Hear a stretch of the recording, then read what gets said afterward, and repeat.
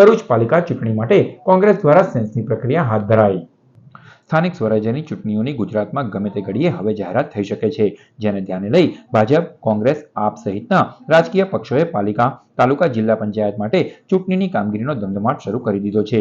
ચૂંટણીલક્ષી કામગીરી હેઠળ કોંગ્રેસ દ્વારા આજે જિલ્લા કાર્યાલય ખાતે સેન્સ પ્રક્રિયા હાથ ધરાઈ હતી।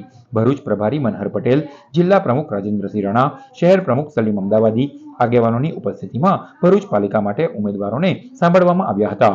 ભરૂચ પાલિકા ચૂંટણીની સેન્સ પ્રક્રિયામાં તમામ 11 વોર્ડ માટે કોંગ્રેસમાંથી ઉમેદવારી કરવા ઈચ્છુક ટિકિટ વાંચુકો તેમના ટેકેદારો સાથે ઉમટી પડ્યા હતા। નિરીક્ષકે ઉમેદવારોને રૂબરૂ મળી તેમને સાંભળી સેન્સ લીધા હતા। હવે પાલિકા માટે કોંગ્રેસના ઉમેદવારોના નામો પ્રદેશ કોંગ્રેસમાં મોકલી આપવામાં આવશે। અત્રે ઉલ્લેખનીય છે કે ભરૂચના વોર્ડ નંબર 1 અને 2 કોંગ્રેસનો ગઢ રહ્યા છે, જ્યારે વોર્ડ નંબર 10માં 4 પૈકી 2 બેઠક કોંગ્રેસને મળી હતી, જ્યારે 2 AIMMને ફાળે ગઈ હતી। ધ્યાન પ્રમાણે 200 થી વધારે ફોર્મ ભરાયા છે। તમામના વ્યક્તિગત સેન્સ લીધા છે। પક્ષ સાથેની વફાદારી, પક્ષ સાથેનું કામગીરીને ધ્યાનમાં લેવામાં આવે છે। યુવાધનને, શિક્ષણને પણ ધ્યાનમાં લેવામાં આવે છે।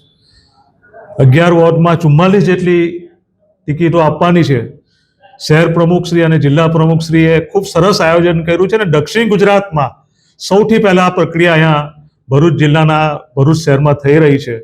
હું ભરૂચના અમારા કોંગ્રેસ પરિવારની પણ તમામને આજે મેં જોયું છે કે ભારતીય જનતા પાર્ટી સામે જબરજસ્ત ઉગ્ર એક વિરોધ છે અને એના પરિણામે ખૂબ લાંબા સમય પછી ફરી એકવાર ભરૂચમાં નગરપાલિકા કોંગ્રેસની બનવા જઈ રહી છે, એમાં કોઈ શંકાનું સ્થાન નથી।